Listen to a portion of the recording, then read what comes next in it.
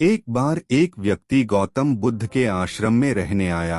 आश्रम की शांति में 2 दिन बीत जाने के बाद वह बुद्ध के पास जाता है और कहता है, बुद्ध, मेरे मन में कुछ प्रश्न उठ रहे हैं, मैं उनका उत्तर जानने के लिए यहाँ आया हूँ। बुद्ध ने कहा, पूछो, आपका प्रश्न क्या है? उस आदमी ने कहा, बुद्ध, मैं अपने जीवन से बिल्कुल भी खुश नहीं हूँ। दुखों और परेशानियों के पहाड़ ने मेरे जीवन को नर्क बना दिया है। मेरे जीवन में कुछ भी ठीक नहीं चल रहा है। मैं जानना चाहता हूँ कि मेरे साथ यह सब क्यों हो रहा है। मैं इतना बदकिस्मत क्यों हूँ? बुद्ध ने कहा, सबसे पहले तुम मुझे बताओ कि इसका कारण क्या है। आपके दुख के लिए वे कौन सी बातें हैं जिनके कारण आप इतने परेशान और चिंतित हो गए? बुद्ध के प्रश्न पर कुछ देर सोचने के बाद उस व्यक्ति ने कहा, यह कैसा प्रश्न है? मैंने आपसे एक प्रश्न पूछा और आप उत्तर देने के बजाय पूछ रहे हैं। बुद्ध उस व्यक्ति की बात सुनकर मुस्कुराए, यदि तुम अपने दुख का कारण नहीं जानते हो तो तुम मुझसे यह उम्मीद कैसे कर सकते हो कि मैं तुम्हारे दुख का कारण जान पाऊंगा? व्यक्ति ने कहा, बुद्ध, लेकिन लोग कहते हैं कि आप भगवान हैं, आप सब कुछ जानते हैं, आप लोगों के मन को पढ़ते हैं। तब आपको मेरे दुख का कारण पता चल जाएगा। बुद्ध हल्के से मुस्कुराए और गंभीर स्वर में बोले, तुम यह सोचकर गलती कर रहे हो कि कोई आएगा और तुम्हें तुम्हारी सभी समस्याओं से बाहर निकाल देगा, लेकिन ऐसा कभी नहीं होगा। केवल तुम ही हो जो तुम्हें तुम्हारी परेशानियों से बचा सकते हो। महसूस करें कि आपने आत्मज्ञान प्राप्त कर लिया है तो आप अपनी समस्या का समाधान कर सकते हैं। मैं भी आपके जैसा हूँ, फर्क सिर्फ इतना है कि सब कुछ साफ है। जिस दिन आपके जीवन की सभी समस्याएं दूर हो जाएंगी, उसी दिन से आपकी भी समस्या के लिए बुद्ध के पास जाने की जरूरत नहीं पड़ेगी। बुद्ध ने उस व्यक्ति से पूछा, क्या तुमने कभी किसी फूल को ध्यान से देखा है? यह सुनकर वह व्यक्ति आश्चर्यचकित हो गया और बोला, बुद्ध, फूल तो एक साधारण सी चीज है, इसे तो सभी ने देखा है। बुद्ध ने कहा, फूल एक कली है, सुबह अंधेरा होता है, दिन के उजाले में फूल बन जाता है, शाम को मुरझा जाता है। यदि फूल केवल इसी बात की चिंता करता है तो शाम तक उसे मुरझाकर गिरना ही पड़ता है, वह कभी खिल नहीं पाएगा। इस तरह अगर आप केवल अपने दुखों के बारे में ही सोचेंगे तो आप कभी खुश नहीं रह पाएंगे। इसलिए मैं आपको बताना चाहता हूँ कि आपके जीवन में अभी भी बहुत सी चीजें हैं जिनके बारे में अगर आप बारीकी से देखें तो आप अभी भी खुश हो सकते हैं। आप उनके बारे में सोचकर मुस्कुरा सकते हैं, आप अंदर से खुश हो सकते हैं। आप अपने जीवन की कमजोरी के बजाय अपने जीवन के सर्वश्रेष्ठ पर ध्यान केंद्रित करें। यदि आप अपने जीवन में खुशी चाहते हैं तो आपको इस शाश्वत नियम का पालन करना होगा, अच्छे पर ध्यान देना होगा और जीवन में सकारात्मक चीजें। मैं तुम्हें सिर्फ रास्ता दिखा सकता हूँ। मैं तुम्हें दिखा सकता हूँ कि उस रास्ते पर कैसे चलना है, लेकिन तुम्हें उस रास्ते पर चलना होगा। बुद्ध के ऐसे शब्द सुनकर वह आदमी कुछ देर तक शांत बैठा रहा। फिर उसने कुछ सोचा और कहा, लेकिन बुद्ध, मैं चलता हूँ, एक बात समझ नहीं आ रही, क्या मेरा पूरा जीवन एक ही तरीके से हल हो सकता है? बुद्ध ने बहुत धीरे से उत्तर देना शुरू किया, मान लीजिए कि कोई भविष्यवक्ता आपको बताता है कि आज शाम तक आपकी मृत्यु निश्चित है। यह जानकर आपको उन बातों की चिंता होगी जिनके बारे में आप अभी चिंता कर रहे थे। आपको याद भी नहीं होगा कि किस तरह की परेशानियां हैं और किस बात की चिंता कर रहे हैं। आप उस वक्त सिर्फ उस हकीकत के बारे में सोच रहे होंगे जिसे लोग मौत कहते हैं। अचानक आपको एहसास होगा कि जिन छोटी छोटी चीजों को आप उसकी सबसे बड़ी परेशानियां कहते थे, वह कुछ भी नहीं। अचानक आपको लगेगा कि चिंता करना बेकार है, आज शाम तक मैं दुनिया छोड़ने वाला हूँ। और आप पाएंगे कि आपके पूरे जीवन के वे क्षण व्यर्थ हो गए जो आपने चिंता, ईर्ष्या और व्यर्थ कष्ट में बिताए होंगे। लोग बोलते तो हैं, लेकिन अंदर से कभी स्वीकार नहीं करते कि एक दिन उन्हें भी इस दुनिया से जाना है। उनकी इच्छाएं इतनी प्रबल होती हैं कि वे खुद को अमर मानते हैं। सुख और दुख दोनों ही स्थायी नहीं हैं, यह हमारे कार्यों और विचारों से निर्मित होते हैं। वह आदमी जो बुद्ध की बातें सुन रहा था, टोकते हुए बोला, तो आपके कहने का मतलब यह है कि मैं हमेशा सोचता हूँ कि मैं मरने वाला हूँ। क्या यह सोच मेरी सभी समस्याओं का समाधान कर देगी? नहीं, ऐसा कभी मत सोचिए। आपको बस यह स्वीकार करना होगा कि दुनिया में मेरी उपस्थिति अनिश्चित है। मैं जब तक यहाँ हूँ, एक खुशहाल जीवन जीऊंगा। आपके जीवन में जो भी अच्छी चीजें हो रही हैं, उनके साथ जिएं। वह तुम्हें आंतरिक खुशी और शांति देगी। अपना दिमाग ठीक करो और धीरे धीरे तुम्हारे जीवन की सभी समस्याएं समाप्त हो जाएंगी। व्यक्ति के जीवन के अधिकतर दुख उसकी इच्छा से ही उत्पन्न होते हैं, इसलिए आप अपने मन पर नियंत्रण रखें। यदि आप अपने मन का इलाज एक बच्चे के मन की तरह कर सकते हैं, तो आपको आंतरिक शांति महसूस होगी। उस व्यक्ति ने कहा कि आपने मन को नियंत्रित करने की बात कही, आप चंचल मन को कैसे नियंत्रित कर सकते हैं? बुद्ध ने कहा कि सबसे पहले तुम्हें सुख और दुख के बीच अंतर समझना होगा। आपको सबसे पहले यह जानना होगा कि आपके लिए खुशी और दुख का क्या मतलब है।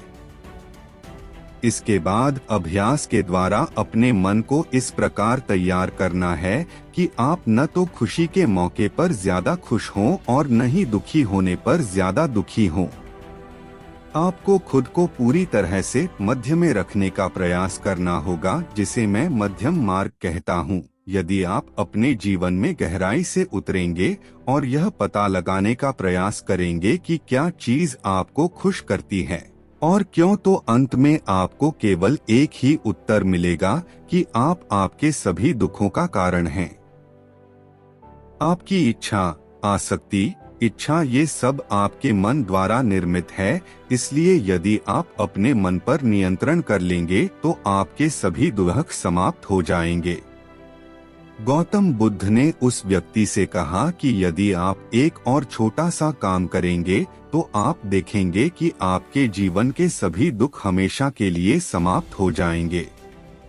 बुद्ध के मुख से ऐसे वचन सुनकर वह व्यक्ति उत्तेजित हो गया और बोला, मुझे उसके लिए क्या करना होगा?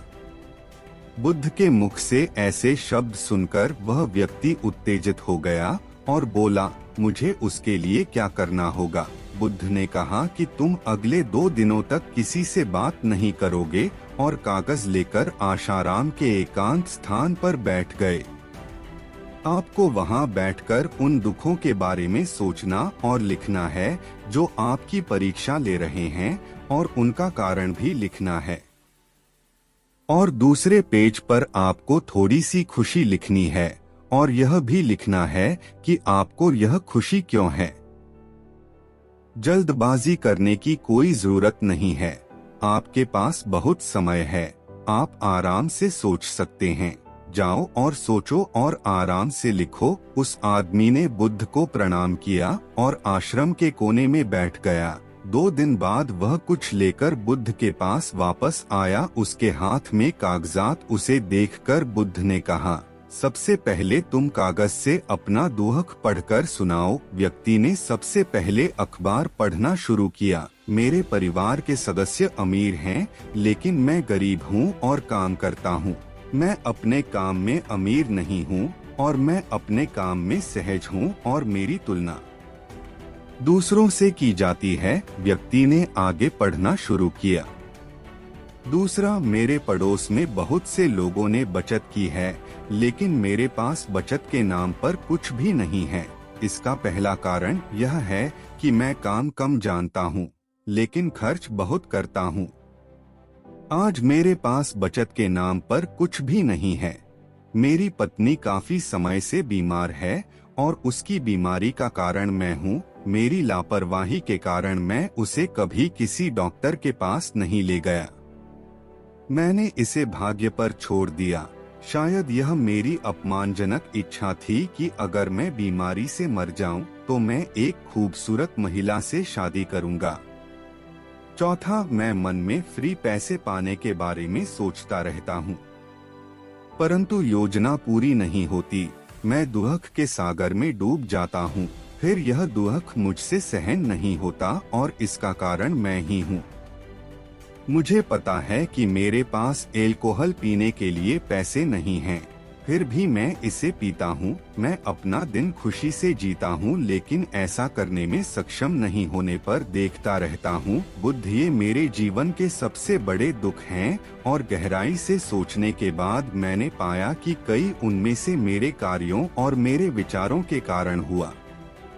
ये सुनने के बाद आपने मुझे खुशी का पेपर पढ़कर सुनाया। पिछले 2 दिनों में मैंने जो कुछ भी महसूस किया, वैसा मैंने अपने जीवन में कहीं भी अनुभव नहीं किया। पिछले 2 दिनों में मुझे एहसास हुआ कि वास्तविक शांति और आनंद कितना महान है और मैं इसका अनुभव करके बहुत खुश हूँ। मेरी खुशी के कारणों की सूची बहुत लंबी है। इसे पढ़ने और समझने में बहुत समय लगेगा। उस व्यक्ति के मुंह से ऐसी बातें सुनकर वह व्यक्ति मुस्कुराया और बोला, सिर्फ आपके लिए ही नहीं बल्कि हम सभी के लिए कारण एक ही है। वह व्यक्ति अपना बहुत सारा समय बर्बाद करता है। आप दुख का कारण ढूंढने में लगे हैं। हमारा जीवन भी एक तरह से सुख, शांति और आनंद की तिजोरी है। बुद्ध ने उस व्यक्ति से कहा कि खुशी के सभी कारणों को साझा करने की जरूरत नहीं है, तुम उनमें से कुछ का पाठ कर सकते हो। वह व्यक्ति बड़ी मुस्कुराहट के साथ पढ़ने लगा, पहली खुशी क्योंकि मैं जीवित हूँ और दुनिया में रह रहा हूँ और मैं स्वस्थ हूँ। मेरे माता पिता, एक पत्नी और 2 बच्चे हैं। ऐसे ही मेरे पिता के पास कई अनमोल खजाने हैं, जैसे मेरे माता पिता का प्यार, मेरी पत्नी का प्यार, मेरे बच्चों का प्यार और एक पिता की खुशी। दूसरा कारण यह है कि मैं कड़ी मेहनत कर सकता हूँ, मैं कोई भी काम कर सकता हूँ, आपकी आय में कोई बाधा नहीं आ सकती और आप अपने परिवार की सभी जरूरतों को पूरा कर सकते हैं।